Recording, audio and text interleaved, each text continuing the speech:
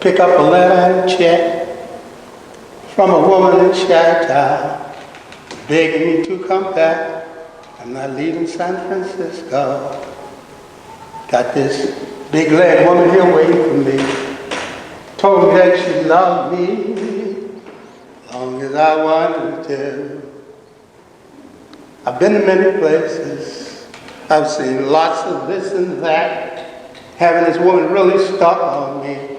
I'm not about to get it up.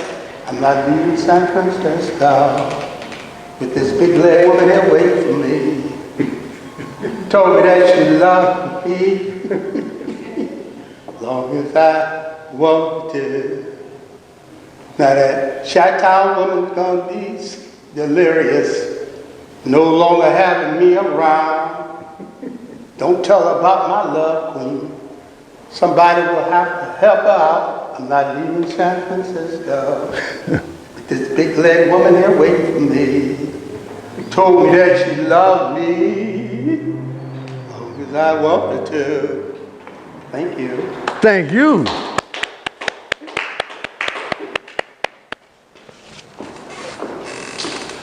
Thank you, good brother, for that beautiful rendition. You filled the room with spirit.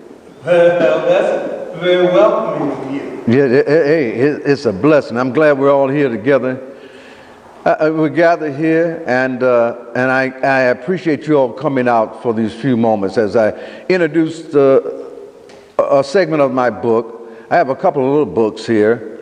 I'm so thankful for Brother Khalil doing the filming here. It's so important to document our little history sometimes that we have some reflection upon. And by the way, this is a book that was printed by the African American Smithsonian Museum. I donated 35 artifacts to this exhibit. So they had a grand opening. We were all there and we were honored, and they list me in the book. So it was a great adventure just to participate and knowing that you're going to give some artifacts that will be around for as long as the museum is around. That's the Oakland Museum? No, that's the African American Museum in Washington, D.C. Oh, okay. Yes. And so they came, in fact, they came down from D.C. to Miami about 3 times to look at different artifacts. And it made me feel good that I had my sacrifice of collecting these artifacts had paid off, because it was going to somewhere where people could experience it. Okay. And I was just like picking up the refuse and pieces and things and putting it back together and trying to protect it. But that's, we all have our dreams. But today we're going to talk about this book, Yesterday's Sunset, Tomorrow's Sunrise. And it's part of a saga of an African American family during the turn of the century, post emancipation. A lot of different things are happening. Reconstruction is just kind of reached its demise in a bit, because it was a spurt, and then all of a sudden we got into this mode where the system started playing. And these families survived against these systems. They found something that kept them connected. They weren't intellectuals or very sophisticated. They were just family folk. And they came to me in my historical quest. I come across a lot of different experiences, and I said, well, I'm going to write this down, and even if it's not perfect, I'm going to give it away, and maybe somebody else will have an idea. But it's all part of our own creative efforts. So I'm going to start off, and I'm going to read the introduction. Would you please fill the book second? And this is an African American saga: life, love, and challenge, and victory. Because we always have to have victory when we have hope around. When the shadows of life fall upon Mother Earth's red clay soul, and the mockingbirds search beyond the golden fields of life for a roost. When the heat of passing day brushes past rust-colored bark of sassafras trees while being chased by the cooling winds of night. When the love bugs have stopped flying in their acrobatic embrace and all things submit to their preordained destiny. When the garfish are rulers of the bayou for a temporary escapade before meeting their defeat in a well-seasoned cast iron skillet, which always is waiting patiently to be called into service. When the aroma of the cooking cane syrup sweetens the air while sweetening the minds of children and old folks' dreams of yesterday. When the ancient spirits whisper softly through low-hanging Spanish moss and cypress trees seem to walk in the shallows of a bayou while providing cover for seeking pair of alligator eyes. That is the time which leads us to yesterday's sunset and tomorrow's sunrise. A libation of blackberry wine was passed from one to another in a well-stained drinking gourd, inscribed by the age of previous celebrations of new birth. An early morning sun created beams through twisted tree branches, casting shadows upon billowing smoke rising up from a roasting pit. A trio of jug-playing musicians could be heard playing a Bayou Sonata.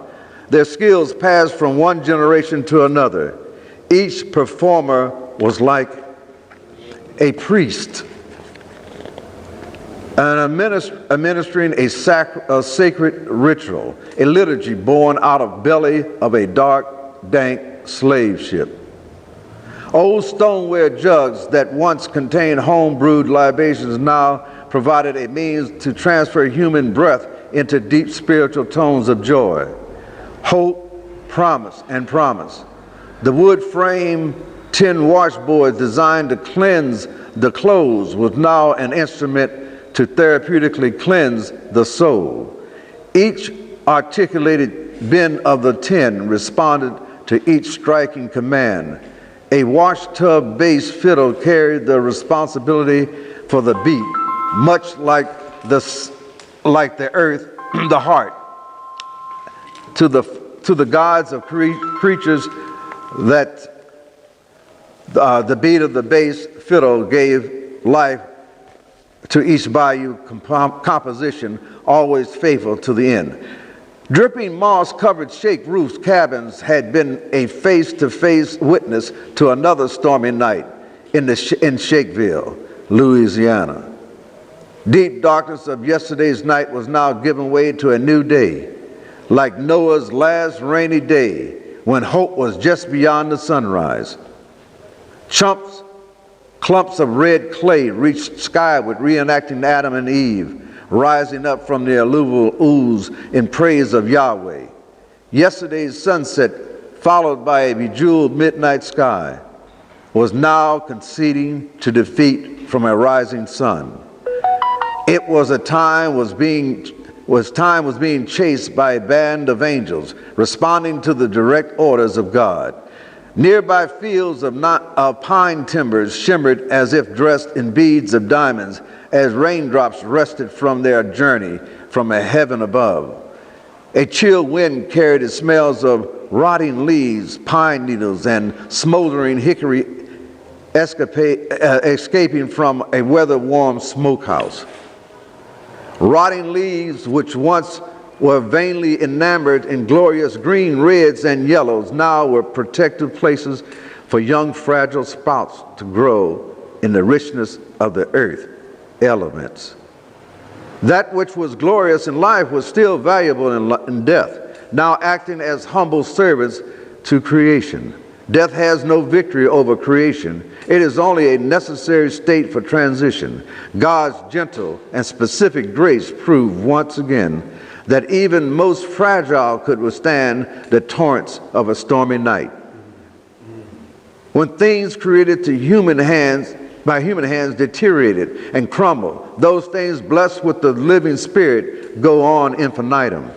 Giant pecan trees whose arms like branches seem to reach for God in holy testimony, while their time-twisted roots clutch deep into the Mother Earth's bosom for nourishment. Ancient pine trees stood as both scribe and witness to the Shakespeare's evolution. From the plantation to the simulated emancipation, they knew all the secrets, whether true or false, knowing that the truth would be given at a final report. Wide-eyed owls were now drifting off to sleep, having successfully fulfilled their sentinel duties, alert to each late-night intruder whose mission was either evil or good, for love or hate.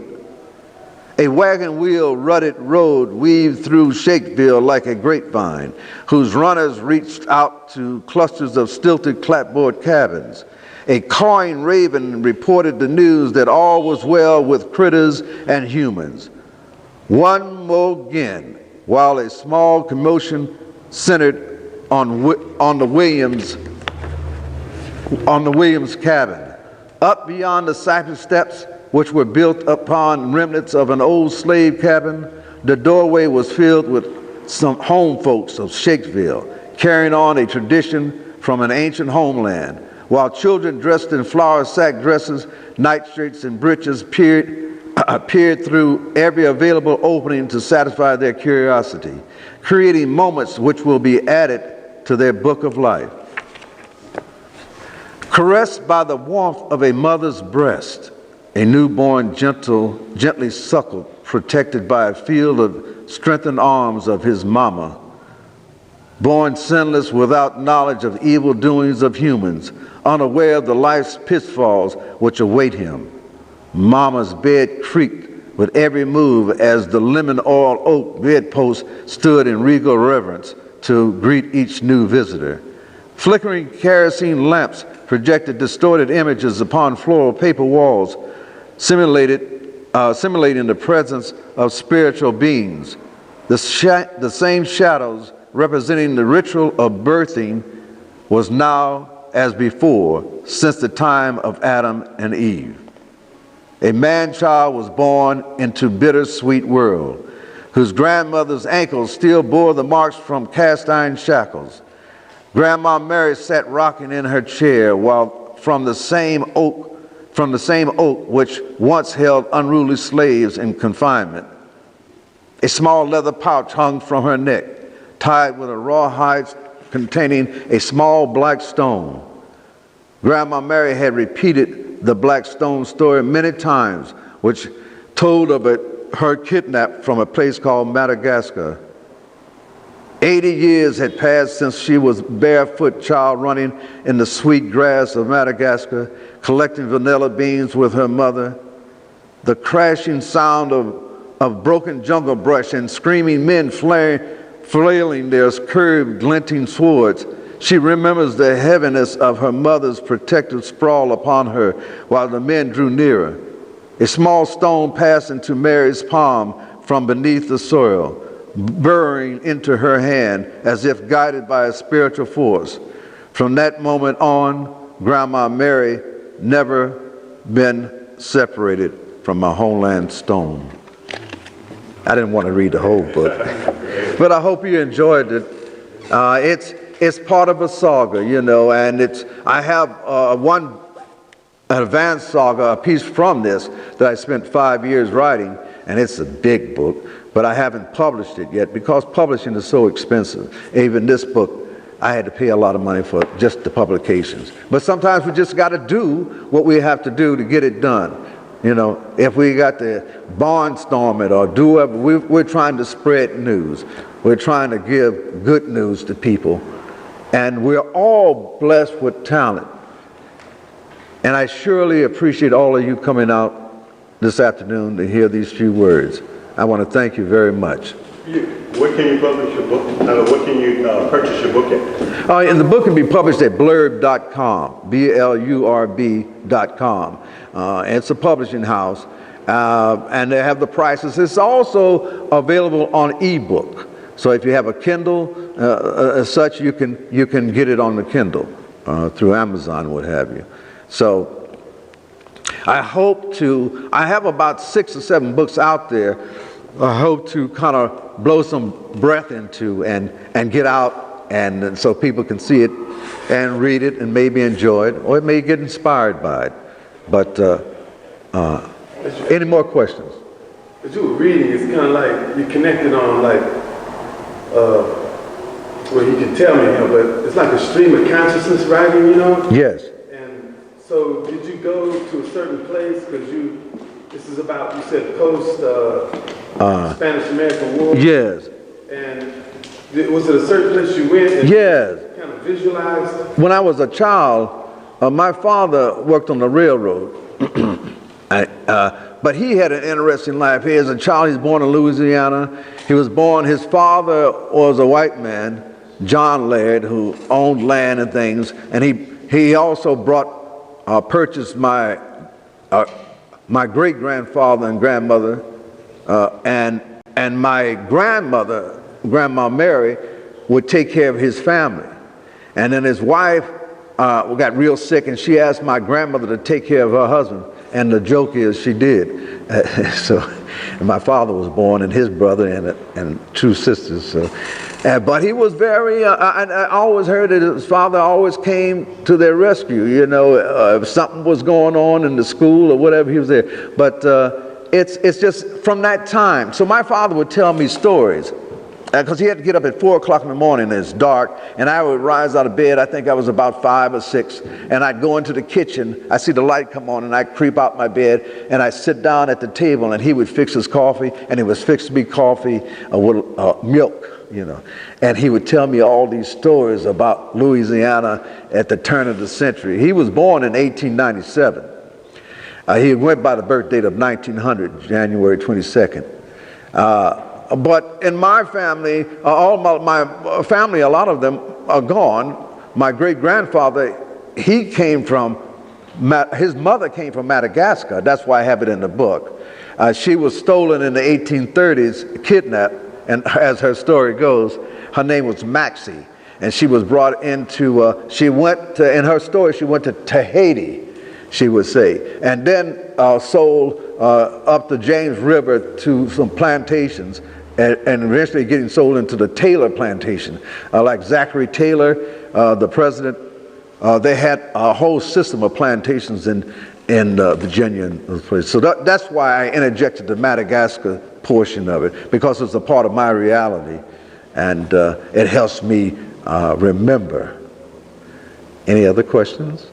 So I've heard people, they would kind of like, this is kind of strange, but they're trying to connect with someone that's deceased, and they begin to write as if this deceased person is coming to them, but you weren't doing that. You were just kind of getting into a stream of consciousness? Yes.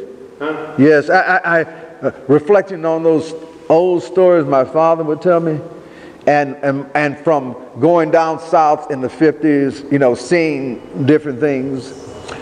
And then my research, because I do a lot of African-American research and history, and in my collection I have all kind of things, things that we don't have access to. I have some tools used by slave carpenters and things like that, the actual tool. And I said, well, I'm not a museum. I shouldn't have all these things. And I've gone broke purchasing or bidding an auction. And they said, who is this bidding like this? But I'm trying to rescue artifacts, because the Smithsonian and other museums, they don't put it out there where everybody have access to it. If I had my desire, I would pack everything on a rail car and travel cross country by rail, because our neighborhoods is normally on the other side of the rail track, some kind of way, or a freeway. And so I would come into town and bring a whole program, bring artists in, and do a stay for a week, and then instigate art and history at that location. So the team would leave something there in that community. and I would take maybe 2 people from that community on the train to the next place. So now we're bridging, and that 2 there will be communicating with the new group. And I know it's a crazy idea, but if I had the money, I would be on the road. I have films. I have about 400 hours of black film, some rare. I have one that was filmed at my gallery when I had Expressions Art Gallery with Bobby Seals and David Hilliard came because they taught the course at Merritt College, the history of the Black Panther Party. And then they started teaching it as an off-site Merritt College campus at the gallery. So I have a video of Bobby and David telling the truth, I guess, straight from the mouth. And because I knew them in the 65 and so, because Bobby Seale was my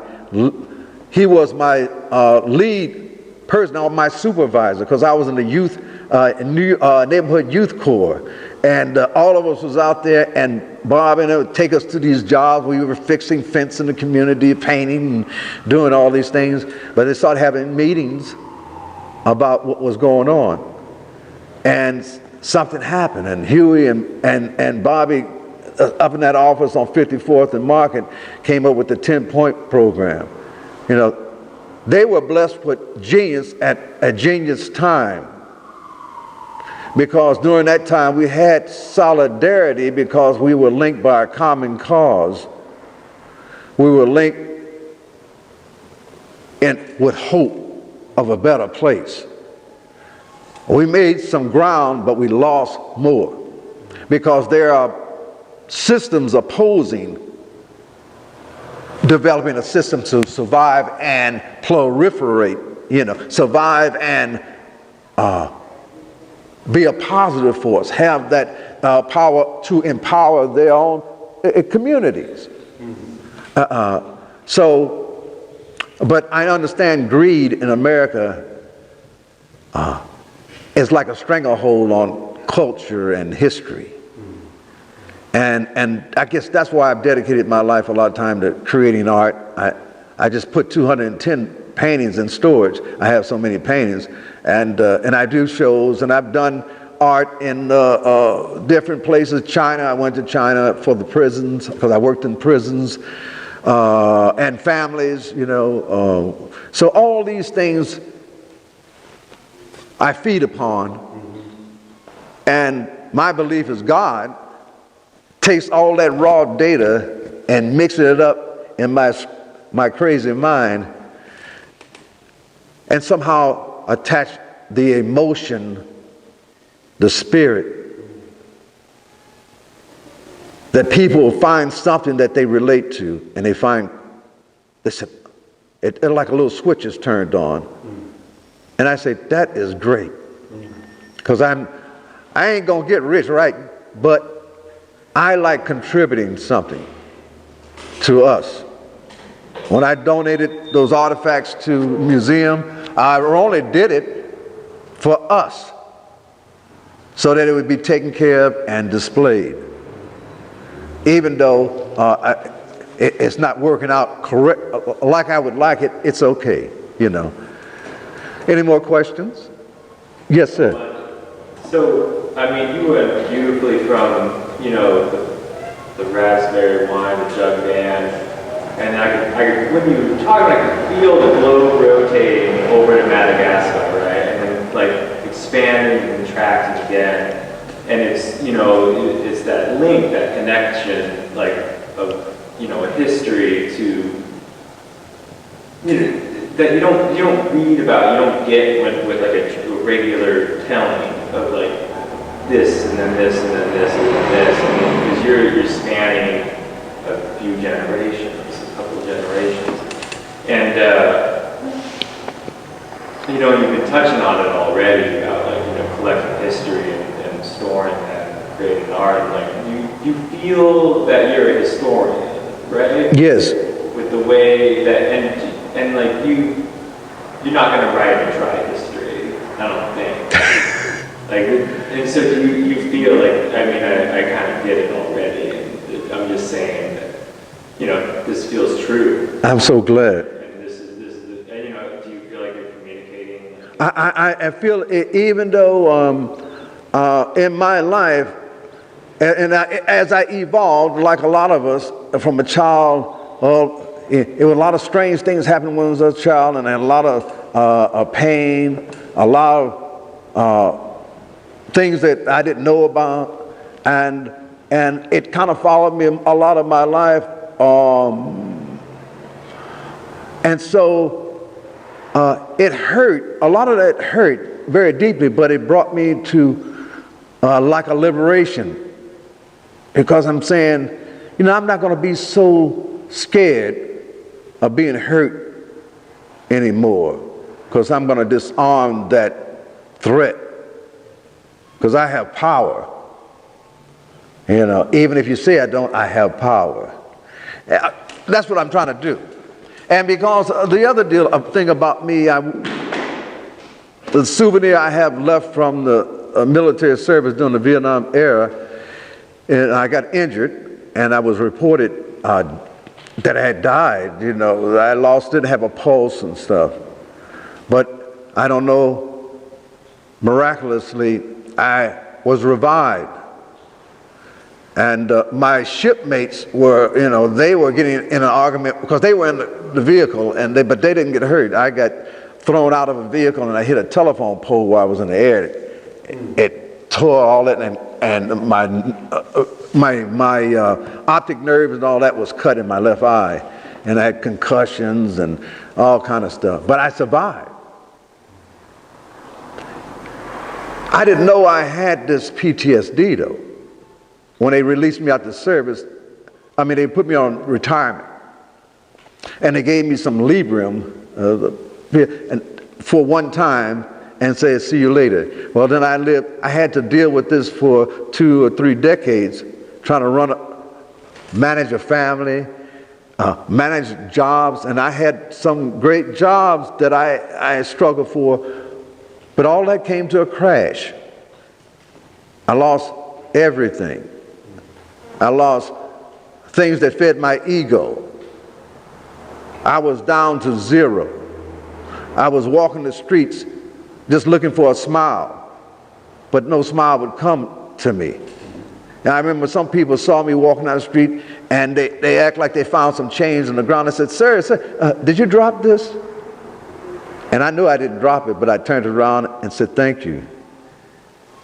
I had to humble myself.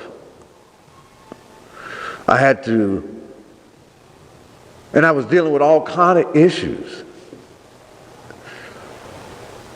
But I'm so glad that a force, some energy, God, took care of me when I couldn't do it. When I got injured, reported dead, and then years later and I'm going to bore you with all this stuff, but I was in a mental hospital, and they put me under biofeedback and hypnotized me. I didn't believe in hypnotism. And they said, we're going to take you back to the day of your accident. And I said, And I didn't believe in hypnotism. But I couldn't. They got me, and I couldn't open my eyes, and they took me back to that point. And it was ice cold. And it was dark. And I remember rising up in some rings of multicolored light. I was rising up. And as I was rising, I saw myself in an emergency room with this blood and all this, and the greens and all that. And it was like I'm looking down from the light. And I saw, what startled me, I saw my watch on this person that was bloody. And I said, and all I could think about, that's my watch. And all this blood I saw and stuff, and I didn't focus on it. And I rose up higher, and I saw this light. It was the brightest light I ever seen. But it didn't hurt my eyes. It was soothing, but it was brighter than any light I could ever see. And I felt a mist, and all my paintings have a white mist around them. But I saw this mist, and beyond that, it was people that I had never met, but I knew them. And they couldn't talk to me. I felt them wanting them to say, I felt them saying, but they couldn't tell me to come on. And then suddenly a voice said, "Go back, not yet. Go back, not yet." And then I found myself coming back. I didn't want to come back. And that's the strange thing, because during that time I looked at the world was just a round ball of chaos. And for some reason I didn't miss it. And I don't understand it, but I know that I've been taken care of many times. I've been in hopeless situations many times. And being blind in one eye and all its challenges, even driving. I remember one time I coming from doing that exhibit up north, and it was raining, and I couldn't get no one to go up there with me and come back. And I was driving, and rain takes my vision away. And I'm in the fast lane, and it started raining. I couldn't even see to change lanes. I couldn't see. And for one moment, I let go of the wheel. I was so frightened, I did like this to my door. I said, I can't drive it. The car kept going, and somehow I got my composure back, and I was able to make my way off the highway. But I said, I don't know how it happened, you know. And sometimes I feel strange sharing those types of things. You know, people, but they know I'm crazy anyway, so it don't make a difference. But I do share because I think somebody needs to hear that even in the hopeless times, there is energy, there's a positive power that's full of love, that loves us, you know, that really wants us to enjoy life. But don't get caught up in the greed. Don't get caught up in doing things that harm others, you know. And I get excited. I used to kill bugs in a minute. Now I look at bugs. I watch them crawl. I said, they're not going to live that long. Why should I squash them? You know, unless it's a black widow, you know, he might have to go, but because he don't know me, I don't know him. But I said, I found a new direction, you know, and I found through writing helps me deal with those things, and creating helped me deal with those things, and having disability, it has me deal with those things. I've even last several years I've been working on a way to teach visually impaired and blind to create a style of art on a space, and it's 3D. And I've done it myself, blindfolded, so I had to test it out. But it's amazing because I said, never in an art gallery do I see a visually impaired or a blind person.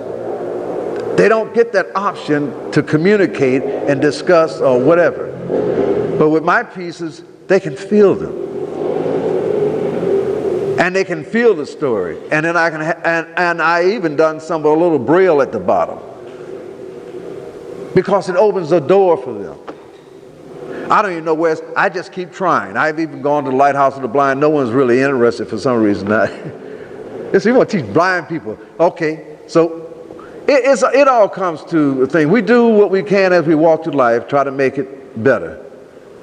And I think with all the things I do, that's what I try to do, is to make things better. And I really appreciate you all being out here this evening. Thank you so very much. All right, great.